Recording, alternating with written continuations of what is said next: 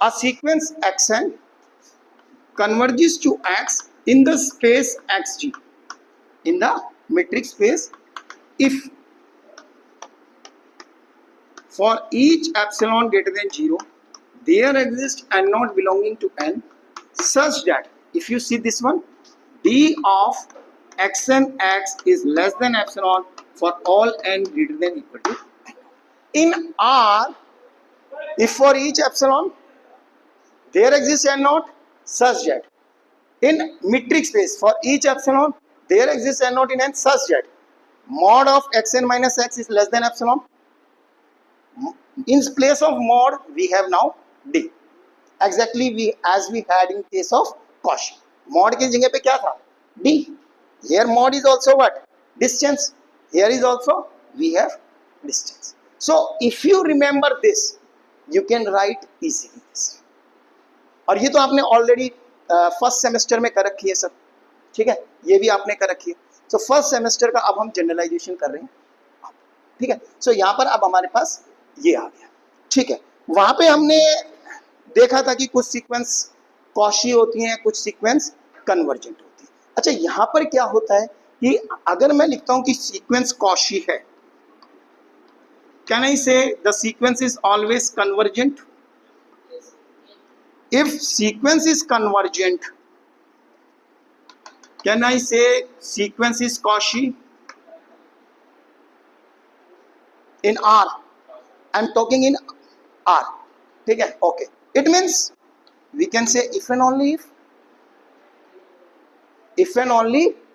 if R में hold करती है, और इसको हम क्या बोलते हैं? Cauchy convergence criteria. Cauchy convergence criteria, ठीक है. अब अगर सपोज में R से दूसरे स्पेस में आता, किसी और स्पेस में, से सेट ऑफ रैशनल नंबर्स, अब क्वेश्चन ये आता है कि इवन देन कैन आई से कि जो ये कॉशी कन्वर्जेंस क्राइटेरिया है वो होल्ड करता है? जस्ट फॉर एग्जांपल अगर हम ये ले लें, जैसे एक सीक्वेंस ले लेते हैं, सेट लेते हैं हम, now this time set of rational numbers, ठीक है. दो सीक्वेंसेस लेता हूं, एक सीक्वेंस लेता हूं इस तरीके से, xn equal to 1 plus 1 upon 1 factorial, 1 upon 2 factorial, 1 upon 3 factorial, plus plus plus 1 upon n factorial. अगर n इंफिनिटी की तरफ जाएगा, so this sequence is up converging towards, what is the limit of this sequence? What is the limit of this sequence? E.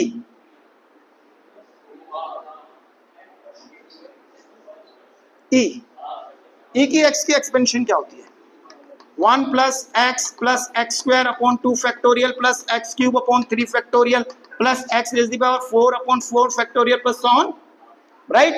E 1 plus 1 upon 1 factorial, 1 upon 2 factorial, 1 upon 3 factorial, 1 upon 4 factorial and so on. Isn't it the same? Is E a rational number? No. Sequence किसमें है? Rationals में. Limit कहाँ है? Irrational में. Can I say this sequence converges in Q? No. अगर मैं कहता हूं sequence converge करती है Q में, it means the limit must belong to the space. लेकिन limit तो इसमें नहीं है ना, तो हम ये कह सकते हैं कि ये सीक्वेंस कॉशी तो है इसमें, बट ये सीक्वेंस कन्वर्जेंट नहीं है क्यू स्पेस में. अच्छा, कॉशी कैसे है? क्योंकि अगर इसका जनरलाइज स्पेस ले लें R, तो R में तो ये सीक्वेंस कन्वर्जेंट है तो कॉशी है, और कॉशी की नेचर तो चेंज नहीं होगी, तो क्यू में भी ये सीक्वेंस कॉशी है.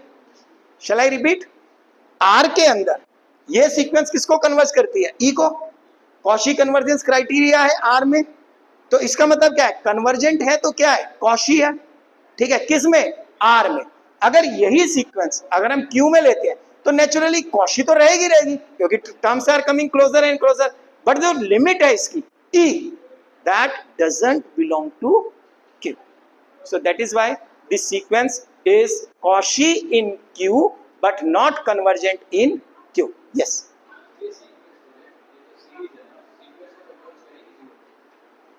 जेंटलमैन, मैंने xn लिखा है 1 plus 1. what is the sequence? x1 is 1 plus 1 upon 1 factorial, x2 is 1 plus 1 upon 1 factorial plus 1 upon 2 factorial, x3 is 1 plus 1 upon 1 factorial 1 upon 2 factorial 1 upon 3 factorial. nth term is this. This is not series. series अगर मैं लिखता हूं, don't get confused, वहां पे xn इस तरीके से लिखूंगा तो xn मेरा वहां क्या होगा, say 1 upon n factorial. Don't get confused with series. This is sequence, and you can say this is nothing but SOPS of this series. SOPS of this series, sequence of partial sum. Don't get confused. यहां पे xn अपने आप में n terms का सम है, n plus 1 terms का, ठीक है. 1 इसमें कांस्टेंट चल रहा है, 1 को इसके साथ मत देखना, अदरवाइज nth टर्म नहीं बन पाएगी, ठीक है. सो मैंने इसीलिए लिखा है 1 plus 1, 1 is with all terms. Okay, this is the series, ठीक है. इसको आप इस तरीके से लिखेंगे 1 upon n factorial, so 1 plus 1 upon 1 factorial 1 upon 2 factorial and so on. इसका सम e है, ठीक है. बट xn अगर मैं लेता हूं, this is nothing but SOPS of this series. And now you know ना, SOPS is what, sequence of partial sum. Sequence, first word ही सीक्वेंस है, ठीक है. तो that is why this is a sequence, not a series. और कोई किसी को डाउट है तो पूछो. So this sequence, this is the sequence in Q. क्यों? क्योंकि सारी टर्म्स क्या है, रैशनल है. Sum of two rationals is always rational. Sum of two rationals is always a rational. सारे रैशनल्स है, सम भी रैशनल है. So this sequence belongs to Q. समझ में आया क्यों? एंड देन इसकी जो लिमिट है that is E, which is an irrational, which doesn't belong to Q. So that is why this sequence is in Q, which is Cauchy but not convergent in Q. Clear? चलिए आगे चलते हैं. ये एक example दिया था मैंने. चलिए आप बोलिएगा सर एक यही एग्जांपल है, इसके अलावा भी एग्जांपल, इसके अलावा भी एग्जांपल है. अब चलिए, अंडर रूट 2 की एक्सपेंशन सभी को पता ही है. 1 पॉइंट, पहले 4-5 टर्म्स ले लेते हैं. 1.414, ठीक है. अच्छा, एक सीक्वेंस लेते हैं. x1 equal to 1, x2 equal to 1.4, x3 equal to 1.41, x4 equal to 1.414 and so on, जो उसकी नॉन टर्मिनेटिंग एक्सपेंशन है. This sequence is in Q. Rationals है, रैशनल्स है, but this is converging to where, under root 2. Under root 2 is an irrational. So I can say again this is a sequence which is in Q, but which is also Cauchy in Q, but not convergent in Q. तो R के अंदर जब हम बोलते थे ना, Cauchy implies convergence, convergence implies Cauchy, ठीक है, तो वो R में होल्ड करता है by Cauchy convergence criteria, but not in all the spaces. चलिए अब क्वेश्चन ये आता है कि क्या यही एक स्पेस है जिसमें CCC होल्ड नहीं करता है, ठीक है, या और भी ऐसे स्पेसेस हैं जिसमें CCC होल्ड नहीं करता है. So let us take one example.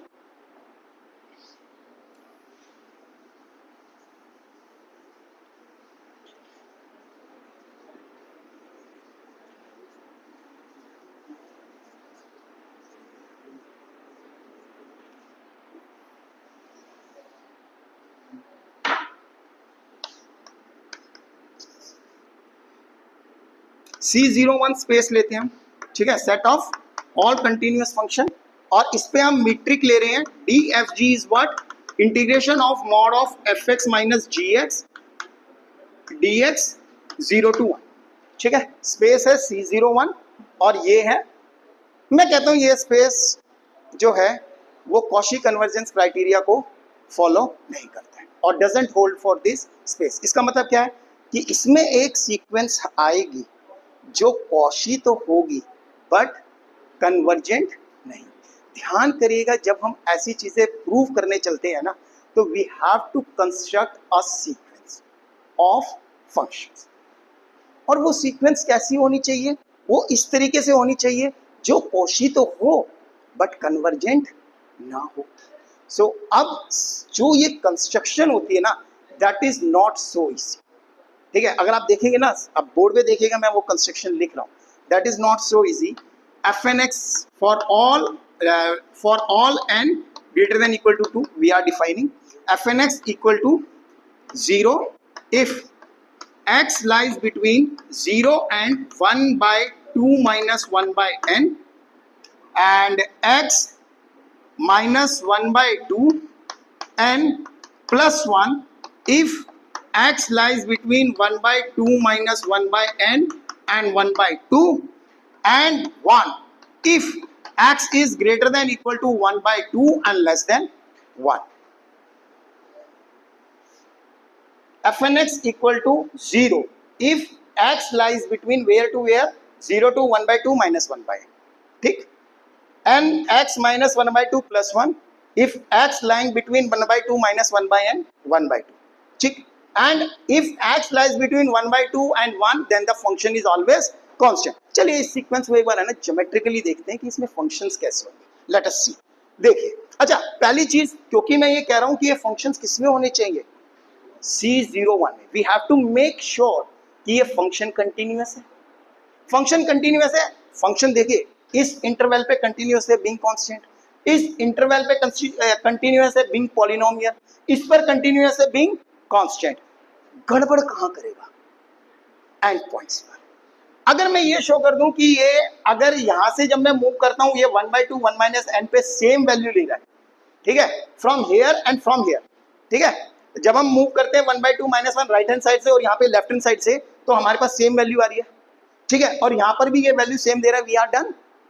ठीक है, अच्छा चलिए एक बार काम करिएगा. सबसे पहले इसको देख लेते हैं, बड़ा इजी है. x को 1 by 2 पुट करिए here. If I put x equal to 1 by 2 1 by 2 1 by 2 cancel, we have 1 so that is why 1. so end points पर वैल्यू मैच कर गई. दोबारा बोलूं, 1 by 2 x को 1 by 2 रखिए, 1 by 2 minus 1 by 2 कैंसिल, बचा क्या 1, एग्जैक्टली 1. सो इस पॉइंट पर वैल्यू मैच कर गई. यहां पर देखते हैं 1 by 2 माइनस, अच्छा इस पर कैसे देखेंगे, we have to put x equal to 1 by 2 minus 1 by n. Put करिएगा.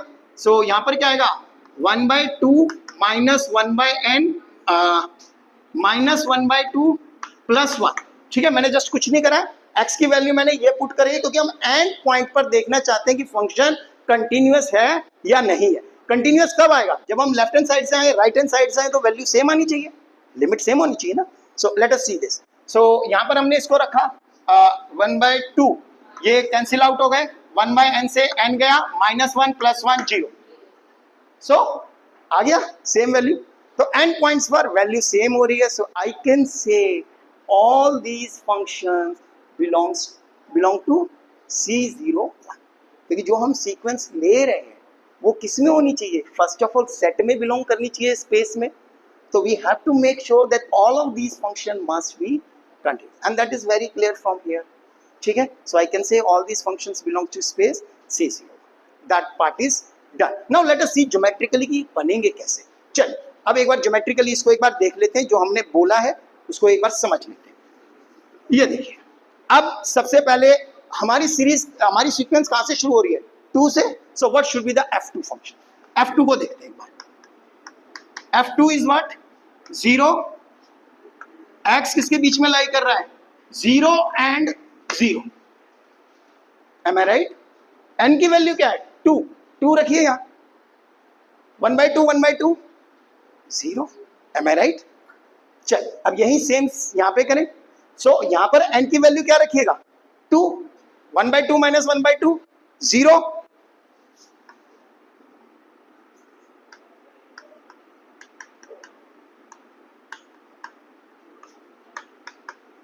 Can I write this? And this is 1 if x lies between 1 by 2 and 1. So आप देख सकते हैं 1 by 2 पर अगेन वैल्यू 1 आ रही है. So both side you can write less than equal to greater than equal. Both side you can write. Okay now see here. So यहाँ पर हमारे पास ये फंक्शन आ गया. चलिए इसको ज्योमेट्रिकली देखते हैं एक बार. चलिए ये है 1 by 2 से और ये आपका हो गया 1. 1 by 2 से 1 पर फंक्शन क्या है, कांस्टेंट. यही बनेगी इसका ग्राफ. अब 1 by 0 और 1 by 2 के बीच में फंक्शन क्या है, ये 2x है, 1 से 1 कैंसिल हो जाएगा.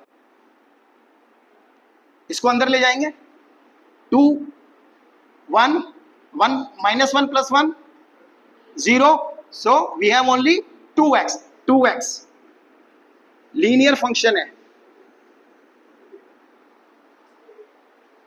दिस इज योर 2x और 0 पे तो 0 है ही, isn't it continuous? Geometrically also you can see that f2 function is continuous. Now let us see what is f3 function. ठीक है, जब आप इसको geometrically analyze करते हैं ना, you will get an idea what should be the limit of this sequence geometrically. So if you visualize things geometrically, then visualization always makes your life easy और makes your concepts very clear.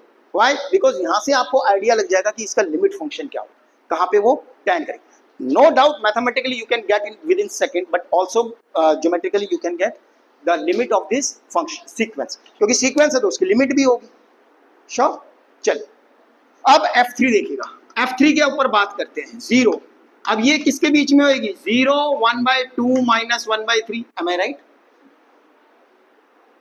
Correct. अब 1/2 - 1/3 x less than equal to 1/2 greater than equal to 1/2 less than 1. अच्छा, और यहां पर क्या बनेगा? ये n की वैल्यू हो गई 3x - 1/2 + 1. Right? M I right? Correct. चलिए इसको देखते हैं. अच्छा एक बात देखिए, 1/2 कहां? 1/2 - 1/3 मतलब definitely it is less than 1/2. ठीक है, 1/3 कहां होगा? Somewhere here. तो 1/2 - 1/3 कहां होगा? से समवेयर हेयर. थोड़ा सा यहां ले लेते हैं. ठीक है, 1/2 - 1/3. इस इंटरवल पे ये फंक्शन क्या है? 0.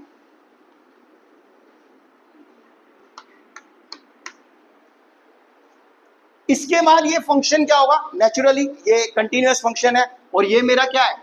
इसके बाद 1/2 से 1 के बीच में है, तो ये क्या होगा? Line joining this. You can check also. इसकी वैल्यू क्या आएगी? 3x - 3/2 + 1. ठीक है, if you check, want to check, you can check that this is nothing but this line. ठीक है, चलिए अब आगे चलते हैं. सिमिलरली f4 क्या होगा? f4 में ये 1/2 - 1/4 हो जाएगा. तो 1/2 - 1/4 would be somewhere here. Am I right? अब ये क्या होगा? ये यहां तक 0 जाएगा, फिर उसके बाद ये ऐसे उठेगा. ठीक. फर्दर हम मूव करेंगे, तो अब हमारे पास क्या आ रहा है? यहां से यहां, फिर आगे गए, फिर यहां से यहां. So now from this figure what should be the limit of this converging sequence? What should be the limit? वो लिमिट फंक्शन कैसा होना चाहिए? From here, can you say something? Yes. Can you say something? Yes. From here, इधर देखिए, हम 0 से 1/2 की तरफ मूव कर रहे हैं. 0 से देखिए, पहले हम यहां थे, फिर हम यहां आए, फिर हम यहां आए, यहां. We are actually moving towards half. यहां आ रहे हैं. जब हम यहां आ रहे हैं तो इसका मतलब क्या है? फंक्शन यहां तक क्या आ रहा है? 0. नहीं, और ये तो कांस्टेंट है ही है. So what should be the limit function? fx = 0 if x lies between 0 and 1/2 and 1 if x lies between 1/2 and 1. This should be the limit function. This is very clear from this diagram. Very clear. Because देखिए ना, 1/2 minus हम यहां से शुरू करें, पहले 0 यहां था, फिर यहां पर आए तो इतना फंक्शन 0 हो गया, फिर हम आगे गए, फंक्शन इतना, फिर आगे गए, फिर इतना, एंड फाइनली हम coming closer and closer to 1/2. तो फंक्शन क्या होता जा रहा है? 0 होता जा रहा है. और ये तो कांस्टेंट सभी के लिए है, ये तो सबके लिए सेम है, चाहे आप कहीं भी चले जाओ. तो ये सेम है, ये 0 की तरफ अप्रोच कर रहा है. तो नाउ इट मीन्स व्हाट? 0 से हाफ पर फंक्शन की वैल्यू 0 है और ऊपर वाली वैल्यू सेम. अच्छा एक बात मुझे बताइए, ज्योमेट्रिकली ये है. अब क्योंकि ये स्पेस क्या है? Space of continuous function. Is this function continuous? No doubt, and we will prove that this function, we will prove mathematically also that this sequence converges to this function. So the sequence is in C01, but the function is not in C01. So I can say that this limit doesn't belong to C01. So convergent doesn't hold in C01. But before that, we have to prove that the sequence is Cauchy. We have to prove it. चल prove करते हैं इसको Cauchy की definition से. ये सामने Cauchy की definition लिखी है, ठीक है. अच्छा, मैं इसमें थोड़ा सा चेंज कर सकता हूं. A sequence x n is said to be Cauchy if instead of writing this, can I write this dxn xm tends to 0 as nm tends to infinity. Because epsilon है, 1 by p रखिए, p as tending to infinity, 1 by p tends to 0, so that is why this distance tends to 0. So as nm tends to infinity, this distance tends to 0. We have to show this. चलो कैसे करेंगे अब इसको. चलो पहले हमने metric हमारा ये है, जो अगर हमें ये शो करना है, so let us consider first dfn fm, right? Am I right?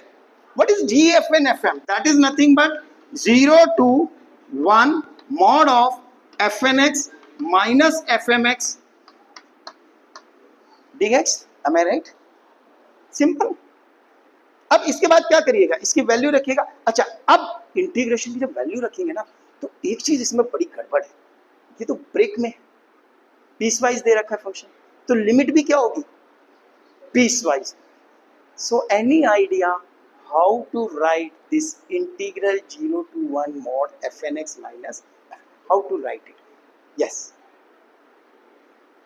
अच्छा, एक बात देखिए, इसमें जब हम इंटरवल की बात करते हैं 0 to 1 by 2 minus 1 by n, ठीक है, तो ये फंक्शन क्या है, 0. तो मतलब इस इंटरवल पे तो फंक्शन 0 रहेगा. अच्छा, एक चीज और लिख सकता हूं मैं इसको. Can I write this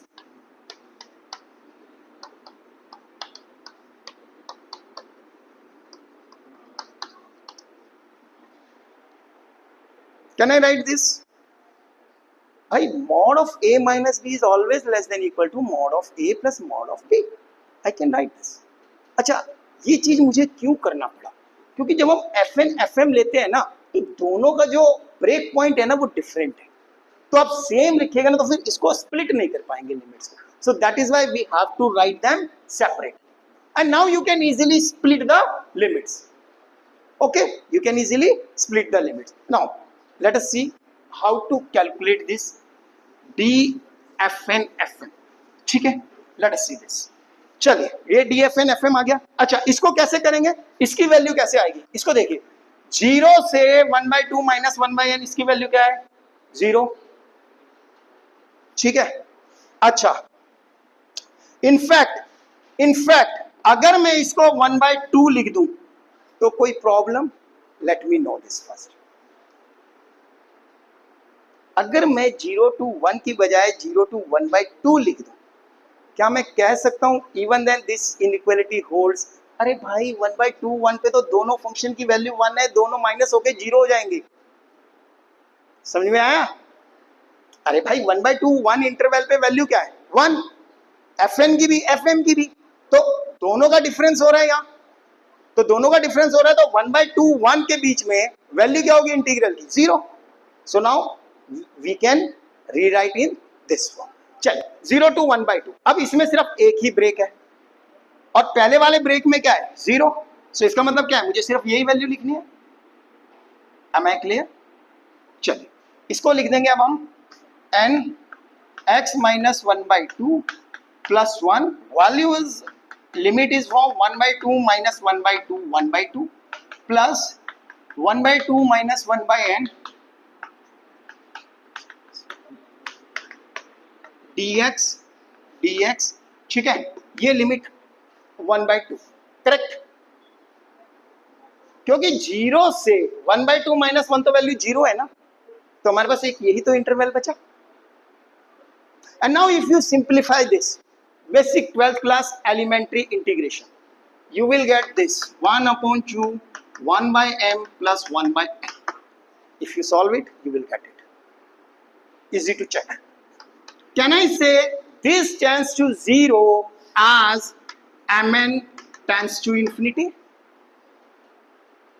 mn infinity की तरफ जा रहे हैं, this is tending to, यही तो हमें प्रूव करना था, यही तो हमें प्रूव करना था Cauchy के लिए. So I can say that this sequence is Cauchy in C01 with this metric, right? अच्छा, कन्वर्जेंस की बात करते हैं. ठीक है, ये तो हमने प्रूव कर दिया कि ये सीक्वेंस जो है Cauchy है. Now let us talk about it's convergence. अब ये कन्वर्जेंट होगी या नहीं होगी, कैसे होगी, वो देखते हैं. मान लो अब मैं ये कहता हूं कि ये सीक्वेंस जो है वो कन्वर्जेंट नहीं है. We claim that Fn doesn't converge to F in C01 D matrix, right? We claim this, and we will start proving this. If possible, suppose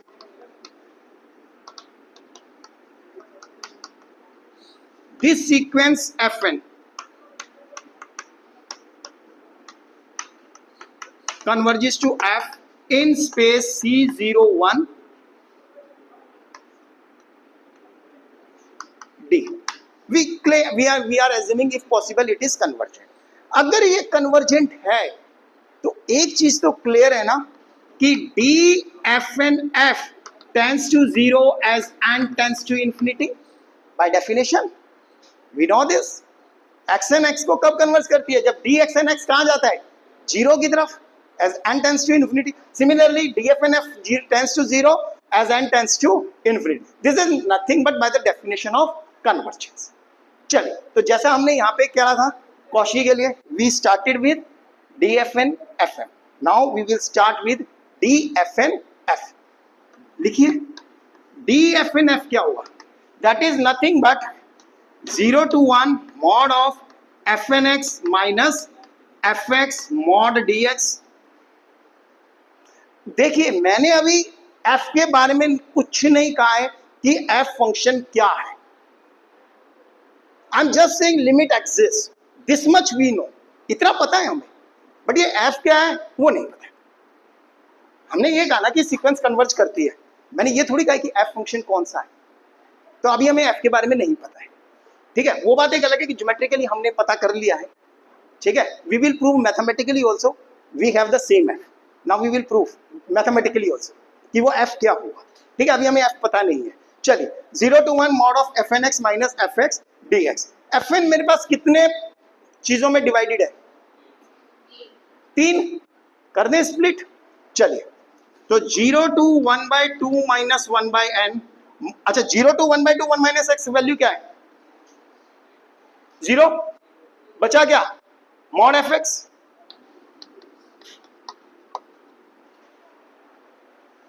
plus this is equal to, अब हम क्या लिखेंगे? 1 by 2 minus 1 by n. 1 by 2 minus 1 by n to 1 by 2 mod of Fnx minus Fx dx plus the last one, plus the last one. मैं race कर रहा हूं, plus the last one, वो वाला मैं यहां पे लिख रहा हूं. प्लस इंटीग्रेशन 1 by 2 to 1, उसकी वैल्यू क्या थी? 1 by 2 से 1 पे 1 माइनस Fx dx प्लस वो इसकी जो नेक्स्ट टर्म है वो मैंने यहां लिखी है. चलिए, अब इसको थोड़ा सा देखते हैं. हमें n इंफिनिटी की तरफ ले जाना है. अच्छा, एक बात बताइए, जब n इंफिनिटी की तरफ जा रहा है तो यहां क्या बचेगा? 0 to 1 by 2. और जब यहां n इंफिनिटी की तरफ जाएगा तो लोअर अपर लिमिट सेम हो जाएगी, और जब लोअर अपर लिमिट सेम होती है तो वो क्या होता है? इंटीग्रल 0. तो ये तो गया. यहां पर n इंफिनिटी की तरफ जाएगा तो लिमिट क्या बचेगी? 0 to 1 by 2. 0 1 by 2 to 1 mod of 1 minus fx. This is equal to 0 to 1 by 2 mod of fx dx plus 1 by 2 to 1 mod of 1 minus fx dx as n tends to infinity. And because this sequence converges to 0, this limit must be 0. So that is why this must be equal to 0. Am I right? Because यहाँ पे हमने कहा ना कि ये convergence है, convergent है तो DFNF किसकी तरफ जाएगा? 0 की तरफ. तो ये जो DFNF क्या होना चाहिए? टोटल कितना होना चाहिए? 0 की तरफ. एक बात मुझे बताइए, अगर दो नॉन नेगेटिव टर्म्स हैं, उनका सम अगर 0 है तो both of these must be what? So can I say?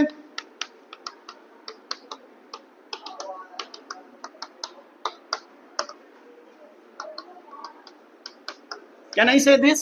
अच्छा, हमने एक रिजल्ट किया था, अगर integral of f where f is greater than equal to 0, integral की वैल्यू 0 है तो f क्या होना चाहिए?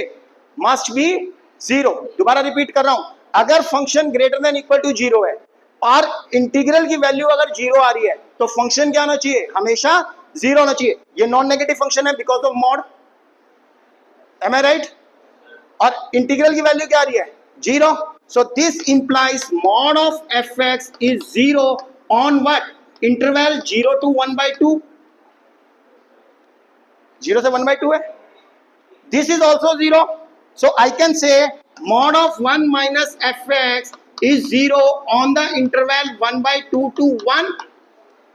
अगर mod f 0 है तो function must be 0 on 0 to 1/2.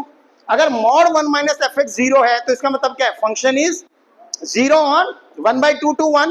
यही तो हमने कहा था लिमिट से, फिगर से. फंक्शन क्या कह रहा था?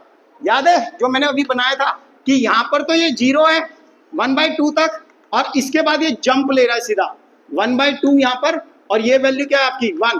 ठीक है, तो यहां से यहां यही लिमिट फंक्शन बताया था. And you can see we are getting the same limit function here mathematically also. So what you got geometrically exactly same we have mathematically. So is it clear? So मैंने example क्यों दिया? मैंने एक example इसलिए दिया कि एक space of continuous function है जिसमें इंटीग्रल मेट्रिक है, वहां पे भी कॉशी कन्वर्जेंस क्राइटेरिया आपका होल्ड नहीं करता है. Here is an example where the sequence is Cauchy but not convergent. अच्छा, चलिए मैं एक चीज और बताता हूं, उसको खत्म कर रहा हूं कि अगर आप इसकी बजाय से सेम स्पेस ले C01, ठीक है, क्वेश्चन देके जा रहा हूं, स्पेस ले C01 but if you take supremum norm, if you take supremum norm, तो फिर क्या कह सकते हैं कि क्या वो स्पेस कॉशी कन्वर्जेंस क्राइटेरिया को होल्ड करेगा या नहीं करेगा? क्वेश्चन क्लियर है?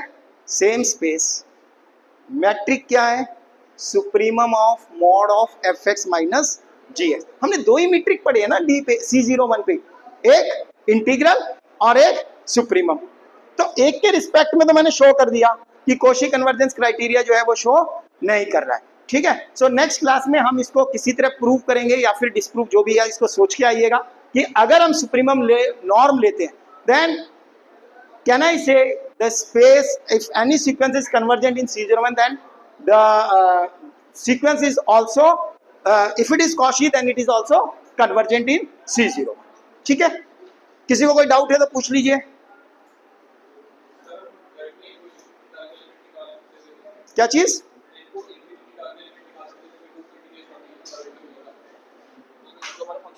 लिख के बताओ.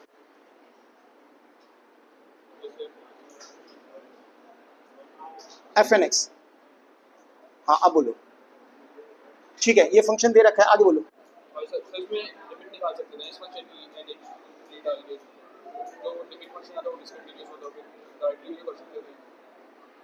मतलब जैसे नॉर्मली जैसे हम लिमिट निकालते हैं वैसे लिमिट निकालते हैं. नहीं, कैसे निकालोगे? इसकी निकालो, इसको कैसे?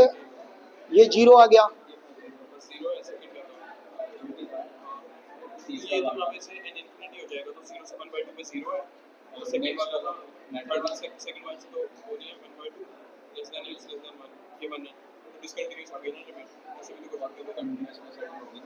बट फिर कन्वर्जेंस कैसे करोगे? तो फिर वो हम ये कहते हैं कि लिमिट डिस्कंटीन्यूअस है तो सेट भी काउंट नहीं करेगी. कन्वर्जेंस भी तो मान के see, आपने ये कह दिया लिमिट 0 है, but how will you prove that this function is the limit of this sequence? Mathematically how will you do it? Gentleman, आना आपको इसी पे ही पड़ेगा. Ultimately you will have to come at this. You can't do this without proving this. क्योंकि डीएफएन तो आपको zero दिखाना ही पड़ेगा ना। समझ में आई मेरी बात? How will you prove that this F N converges to F? Geometrically is okay, but how will you prove mathematically? हाँ जी, नहीं, this is actually called research, ठीक है। अब आपके मतलब जिसने ये बंदे ने निकाला होगा ना, मतलब नेचुरली उसने बहुत टाइम स्पेंड किया होगा। It is just like hit and try, keep on trying, then only you can get. Then actually this is called the research. आप किसी चीज को डिस्प्रूव करते हो, you have to construct an example. Constructing example is not an easy task always, it may और may not be easy.